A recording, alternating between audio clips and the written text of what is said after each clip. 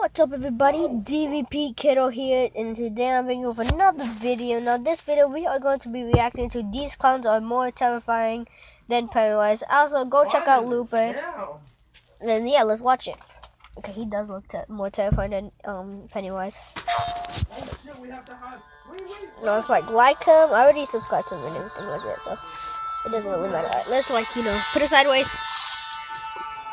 Alright, let's watch it. Even though It's Pennywise brags about being everything you're afraid of, there are plenty of clowns who may be even scarier than the extra-dimensional terror monster.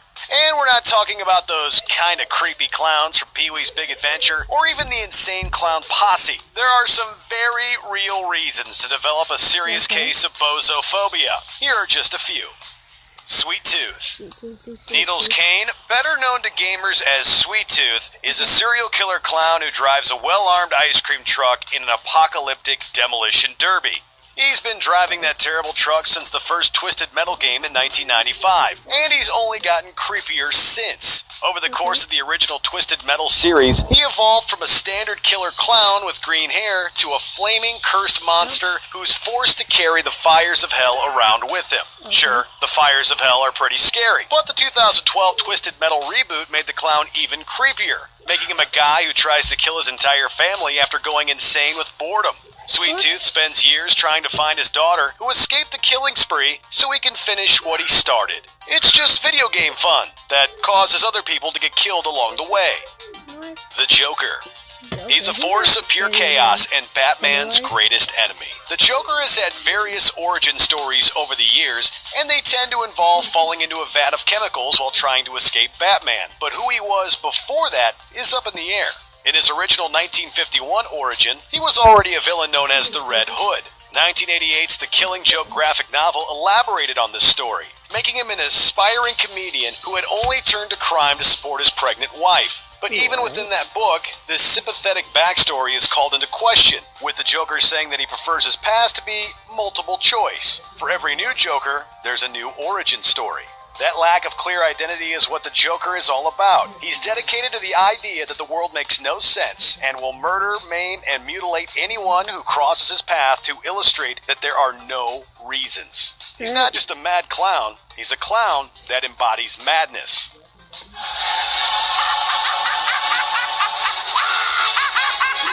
Twisty. Few clowns have ever been as visually frightening as Twisty, the deranged killer featured in Freak Show, the 4th season of American Horror Story. Creator Ryan Murphy has even said that members of the crew would leave during Twisty's scenes because he was just so frightening.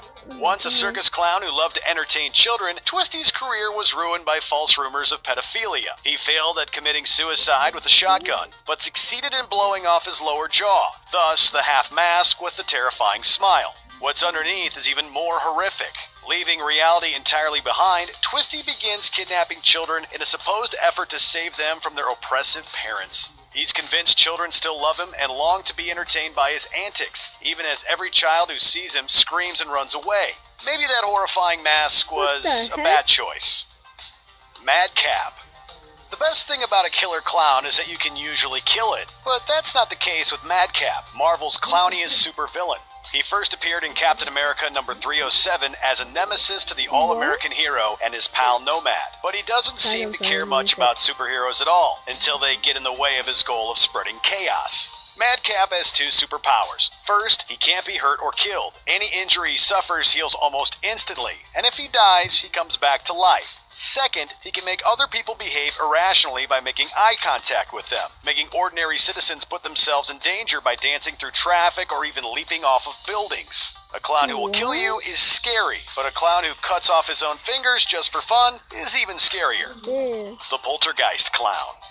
1982's Poltergeist is one of the all-time greatest haunted house movies. And like most standard haunted houses, a lot of the horror early in the film comes from inanimate objects moving on their own. So when young Robbie notices late at night that a clown doll that was sitting in a chair by his bed has suddenly disappeared, that's already scary. And then things get really bad.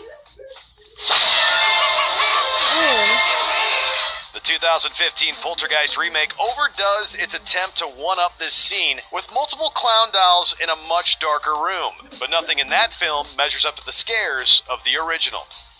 Violator. Few clowns are actually from hell, but the Violator is a straight-up demon.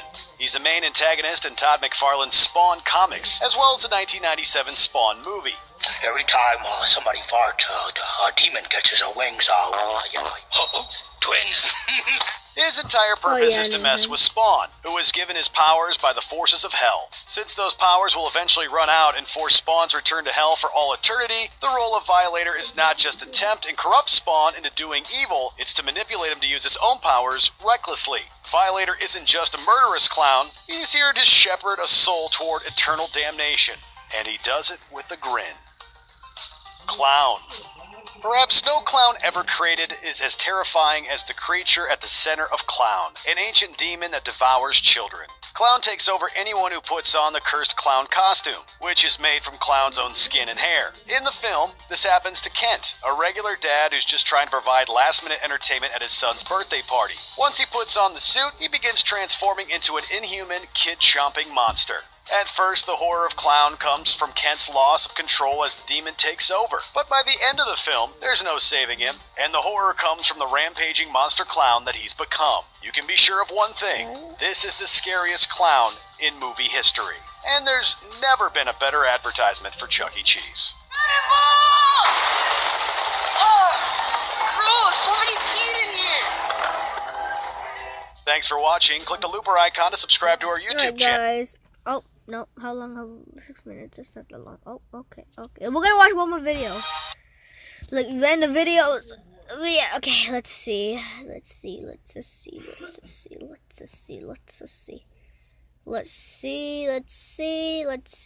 Oh, if you guys want me to play Bendy and the Ink Machine Chapter 3, make sure you hit that like button, please.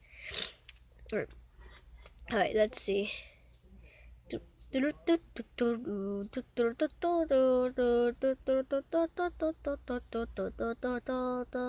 Let's watch this. Top 10 movies you missed this summer. Oh, wow. Alright, Looper. Why is he a commercial? In a summer dominated by superheroes, a few hidden gems were bound to fall through the cracks. Welcome to WatchMojo.com, and today we're counting down our picks for the top 10 movies you missed from summer 2017. Everyone says they're trying to help me, but nobody can find me the new episode of Brigsby. Before we begin, we publish new videos every day, so be sure to subscribe for more great content. For this list, we're taking a look at films released during summer of 2017 that didn't gain much attention at the box office, but deserve to find an audience going forward. Oh, 47 minutes down. Number 10, The Little Hours. Beautiful morning, sisters. Hey, don't fucking talk to us. Get the fuck out of here. Alison Brie, Kate Micucci, and Aubrey Plaza are all invaluable actresses that don't always get the credit they deserve. The three continued their underappreciated streak in this overlooked period comedy, which centers on a serpent that turns to a convent for asylum. This house of God isn't exactly a sanctuary, as the nuns have committed so many sins that it could take a life. Putting a satirical spin on the Decameron, The Little Hours was praised for its hilarious performances and outrageous screenplay. Granted, the Catholic League wasn't a huge fan, calling the movie pure trash. The filmmakers took this as a compliment, though, using the quote in the ad campaign. Eating blood? Do you think I've ever written down eating blood before? Number 9, Valerian and the City of a Thousand Planets. Home sweet home. Director Luc Besson crowdsourced and personally financed this longtime passion project, making Valerian the priciest indie flick to date, as well as the most expensive European movie ever. Unfortunately, it couldn't compete with an overstuffed summer, making back just $132.5 million at the worldwide box office, from a budget of between $177 and $210 million. Yeah, we're a team. While this adaptation of the French comic book series might fall short in the storytelling department, the film is worth a gander for its gorgeous production values alone. As he did with The Fifth Element, Besson serves up a banquet of eye candy, packing every shot with stunning imagery. Even if you turn the sound off, Valerian would still offer a visual extravaganza that's out of this world.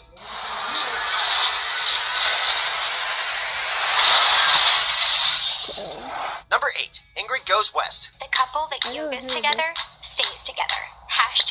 #perfect. Aubrey Plaza appears again on our list, this time portraying an unbalanced young lady named Ingrid. An Instafan who takes her obsession to another level, Ingrid goes to LA in order to befriend a woman named Taylor, played by the also underrated Elizabeth Olsen. Given the film's disturbing subject matter, Ingrid Goes West may not be for everyone. Anybody with a dark sense of humor, however, will find plenty to enjoy here. Have we met before?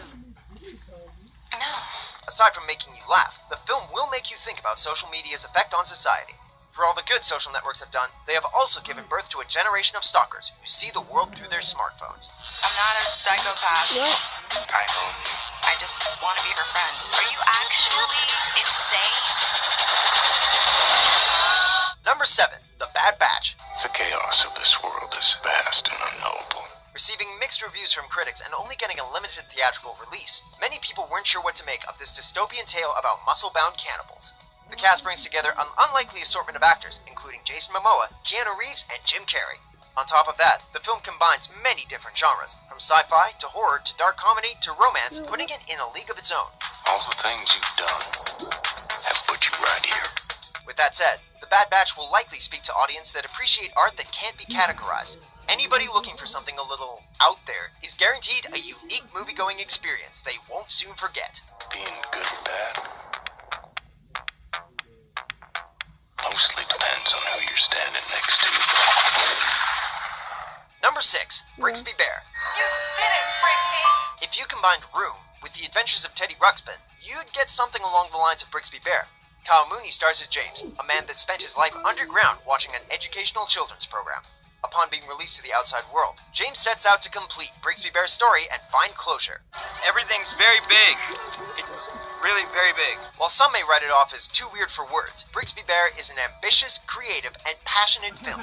It explores how characters on screen can feel more real than actual people, and allowing us to see the world from a different perspective. Plus, it'll resonate with anyone that ever had their favorite show canceled abruptly. Okay, 1, 2, 3. Number 5. Beatrice at Dinner. This is my dear friend Beatrice. Hey, Nice to meet you. Whether you support Donald Trump or not, nobody can deny that his presidency has mounted a lot of heated debates at the dinner table. With that in mind, Beatrice at Dinner was one of the summer's most topical movies. Salma Hayek plays a massage therapist that winds up breaking bread at a wealthy client's house. When I first came to the United States a long time ago. Did you come legally? Yes? This tenderloin was amazing. She naturally clashes with the other guests, most notably John Lithgow as a politically incorrect entrepreneur. Tackling everything from illegal immigration to animal rights, the film isn't afraid to make its audience uncomfortable, which might explain why it wasn't a runaway hit. Years from now, though, people will look back at Beatrice at Dinner as a truly timely film. I think that fate brought us together. For what? I don't know. Revenge, maybe? Number 4. A Ghost Story. When I was little, we used to move all the time. Oh, alright. Puppy. The theater was essentially a ghost town. An acquired taste to say the least, David Lowery's film may prove too quiet, slow, and strange for some. If you're up for something surreal and experimental, though, A Ghost Story is bound to connect with you emotionally. What is it you like about this house so much? History? Relying on visuals to get much of the story across, this is a poignant exploration of life, death, and lost love. Casey Affleck in particular deserves praise for somehow turning in an emotive performance while spending a majority of the movie under a sheet. You do what you can to make sure you're still around after you're gone. Number 3. Good Time. You're incredible, do you understand? Seeing as how he's best known for playing Edward Cullen, a lot of people just can't take Robert Pattinson seriously as an actor. After Good Time made its premiere at the Cannes Film Festival, however, critics started to sing a different tune about the young heartthrob. Something happened. I don't know exactly what. Pattinson has already generated Oscar buzz for his performance as Konstantin Nikas, a thug who attempts to free his brother from jail following a botched bank robbery. You need another 10 grand? You get another 10 grand, your brother will get out. In addition to Pattinson's transformative portrayal, the Safdie brothers film has received rave reviews for its thrilling narrative, energetic score, and eye-popping visuals. Sounds like a good time to us. But it's a nice dream. It's a nice dream. Number 2. The Beguiled. We ask for your protection over our school, and we pray that we will be kept from harm throughout the night. The Beguiled resulted in a Best Director award for Guys, Sofia I'm so Coppola sorry if when I'm it not premiered talking. at the I'm just Cannes like, Film Festival, I just want to but let sadly you know, got swept under the about rug this during movie. its wide release. But audiences missed out on one of the summer's most fascinating films, carried by an all-star ensemble cast that includes Nicole Kidman, Kirsten Dunst, and Elle Fanning. Colin Farrell is particularly strong, as a wounded corporal that seeks refuge at a girls' school during the Civil War. I admire your strength. I'm just trying to give them what they need to survive in these times. As sexual tension rises, No, an unsettling... no. You vengeful bitches! Number 1. The Big Sick. I'm just gonna call an Uber. Your driver will be ready as soon as he puts on his pants. The Big Sick not only stands out as a great romantic comedy, but also one of the most honest modern films about culture clash. In addition to co-writing the semi-autobiographical love story with his real-life wife, Kumail Nanjiani takes center stage as a Pakistani man torn between his traditional family and Caucasian girlfriend. Can you imagine a world in which we end up together? I don't know. When the woman he adores slips into a coma, our protagonist gets to know her parents and begins to take control of his life. Timely, humorous, charming, wise, and meaningful, The Big Sick deserves a much wider following and shouldn't be forgotten with award season around the corner. Let me give you some advice, Kumail. Love isn't easy. That's why they call it love. Do you agree with our picks? Check out these other great clips from Watch Mojo and subscribe for new videos every day. I gotta see. Okay, 8:31. If you guys enjoyed this episode, leave a like down below and subscribe if you haven't already. Click that notification bell so you get notified when I upload videos. And shout out to Crazy Drawers. Yes, Crazy Drawers. He left a like on my other video. So yeah, guys. I'll see you guys next time. And oh yeah, I hope we get to 5 likes. And if you give me 5 likes, I will upload a freaking Bendy in the Ink Machine episode 3. Wait, what?